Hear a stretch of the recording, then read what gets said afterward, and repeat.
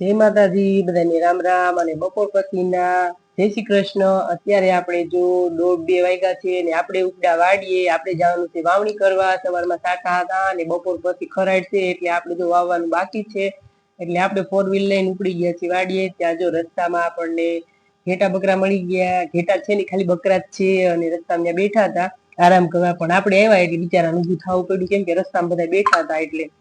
તો આપણે જો ફટાફટ ઉપડી ગયા છીએ વાડીએ અને અમારે યારે કોણ કોણ આવ્યું છે તમને હમણાં ખબર પડી જશે। અને આપણે બિયારણ ને એવું બધું લઈને પૂગી ગયા છીએ વાડીએ। જો આપણી વાડી આવી ગઈ છે અત્યારે અને જો ટ્રેક્ટરે આવી ગયું વાવવા માટે। આ ટ્રેક્ટર તો આપણે ઘરનું જ છે પણ બીજે બાર વાવવા ગયા હોય એટલે ફોન કર્યો કીધું આવી જાવ આપણે વાવવા। તો ટ્રેક્ટર લઈને ટીનુભાઈ આવી ગયા છે વાવવા અને જો કામ્યાબેન પણ આવી ગયા છે વાડીએ કેમ કે એને બપોર સુધીની સ્કૂલ હોય, બપોર પછી ઘરે હોય એટલે કામ્યાબેન આવી ગયા। જો આપણે માંડવી લઈ લીધી છે કેમ કે આપણે વાવવાની છે માંડવી, તો આપણે માંડવી સાફ કરવી હતી। એમાં જો ખાડાની હોય આપણે અલગ કાઢી લઈએ કેમ કે એ તો કઈ ઉગવાનું છે નહીં। અને જો આપણે આ દવા ભેળવી માંડવી વાવવાની છે એટલે મૂંડા ને એવું થાય નહીં અને પટ આપી દીધો। અને જો આપણું ટ્રેક્ટર તૈયાર કરી લીધું છે વાવવા માટે અને હિમાંશીબેન આવી ગયા છે ને એને મસ્ત મજાની સેલ્ફી પાડી લીધી। અને આપણે જો થાળી તૈયાર કરી લીધી છે ને આપણે જો સાખ્યો ને એવું કરવાનું છે। આપણે એટલા માટે જ વાડી આવ્યા હતા કેમ કે આપણે સાખ્યો ને એવું કરવાનું મુહૂર્ત કરવાનું હતું। તો જો સરસ મજાનો મગનો સાખ્યો કરી લીધો, ઉપર ચોખા મૂકી દીધા અને કંકુ જો મેકું છું ઉપર પવન પણ એટલો છે ને તો કંકુ ઉડી જાય છે। તો જો 3-4 વાર મેં આખા કંકુ લીધું ત્યારે મૂકાણું। અને ગણપતિ બાપાના જો લાડવા આપણે લઈ આવ્યા છીએ મોતીચૂરના લાડવા। તો જો ગણપતિ બાપાના લાડવા આપણે મૂકી દીધા અને ધરતી માતા પગે લાગી લીધું। અને જો આપણે હવે ગણપતિ બાપાનું અને ધરતી માતાનું નામ લઈ અને બિયારણ આમાં ટ્રેક્ટરમાં આપણે નાખી દઈએ છીએ કેમ કે એક દાણામાંથી અનેક આપણને ઉપજી સારી નીપજ આવે। બસ જાજુ તો મને કઈ બોલતા નથી આવડતું। આપણે જો ખેડૂતને ભગવાન ભરોસે આપણે વાવી દેવાનું હોય, કેટલું દેવું ન દેવું ઉપરવાળા નાખતા હોય। અને જો આપણે સરસ મજાનો સાખ્યો કરી લીધો છે અને ટ્રેક્ટર જો ધીમે ધીમે કરવાના છે ચાલુ।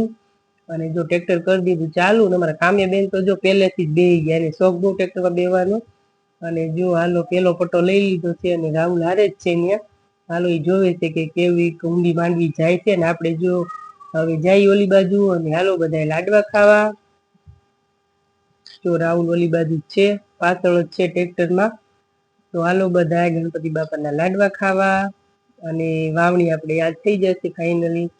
તો હેમાંશી બેન જો આવી ગયા છે ટ્રેક્ટરમાં બેસી ગયા છે, બે બેનોને બહુ મજા પડી છે કેમ કે બપોર પછી તો ઘરે જ હોય, બપોર સુધીની સ્કૂલ છે એટલે બપોર પછી ઘરે હોય એટલે મેં કીધું બે બેનો આવે ને પછી જ આપણે વાવણી કરવા જવું છે એટલે આપણે બપોર પછી જ આવ્યા છીએ। ઓમે સવારે સાટા હતા એટલે સવારે કઈ એવા એમ હતું નહીં એટલે આપણે બપોર પછી આવી ગયા છીએ વાવણી કરવા। તો જો અડધા પડામાં તો વવાઈ ગઈ છે અને અડધું બાકી રહ્યું છે એટલે આપણે આમાં કલાક જેવું થાય વાવતા, કઈ જાજો વાર ન લાગે। આપણે કઈ એટલી બધી જમીન છે નહીં જાજી એટલે કલાકમાં વવાઈ જશે।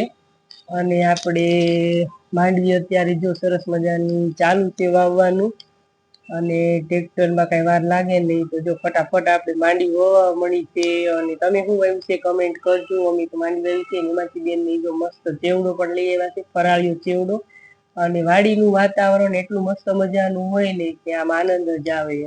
ઘર કરતા વાડીએ બહુ જ મજા આવે। અને જો આપણે પડામાં ટીટોડીએ 4 ઈંડા મૂક્યા છે તો ઈંડા આપણે જો વચ્ચે એટલામાં હાઈપું નથી અને જો ટીટોડી પણ જો આ બાજુ બેઠી છે। અમે વાવ્યું ત્યાં સુધી એટલામાં આટા માર્યા છે ટીટોડીએ કેમ કે એને બીક લાગે ને કે મારા ઈંડાને કોઈ નુકસાન પહોંચાડશે એવું બધું છે ને। જો આપણે ડોલ લઈને ઓલી બાજુ ઉપડ્યા અને કેમ કે ક્યાંક ક્યાંક ઓલા તેઢા પાળે બાકી રહી ગયું હોય તો એને કોદાળી લઈને બધું આપણે દાણામાં નાખવાના હતા। તો ડોલ લઈને જાય છે ઓલી સાઈડ આપણે અને અત્યારે વાગી ગયા છે 3 વાગી ગયા છે અને હવે બધું વાવેતર આપણે થઈ જ ગયું છે બધું ને આ બાજુ જો ટીટોડીના ઈંડા છે સરસ મજાના। તો જો આપણે ફાઇનલી માંડવી બધી વવાઈ ગઈ અને 1 કલાક જેવું થયું તા માંડવી બધી વવાઈ ગઈ અને વરસાદ થોડોક હતો એટલે એના લીધે થોડીક મોડી વાવણી થઈ અમારે। અમે કેમ કે કોરામાં કઈ ઓરવીને એમ કઈ વાવી નથી પણ ફાઇનલી આપણે માંડવી વવાઈ ગઈ।